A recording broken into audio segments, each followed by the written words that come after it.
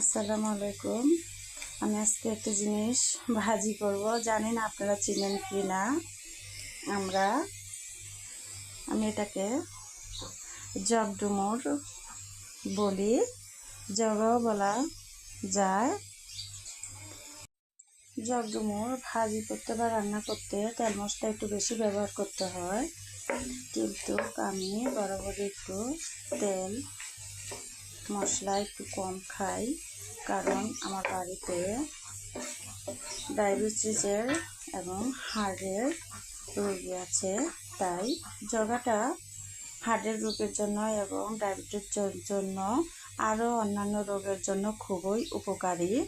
জগডুমুর একটি সুস্বাস্থ্যকর খাবার, যা আপনার দেহের বিভিন্ন রোগের ক্ষেত্রে অনেকটাই উপকারী। বিশেষ করে বর্তমানে আমাদের একটি রোগ হচ্ছে, তা হলো ডায়াবেটিস, একটি জাতীয় রোগ হিসেবে পরিচিত হয়ে গেছে, যার কারণে জগডুমুরটা খুবই উপকারী।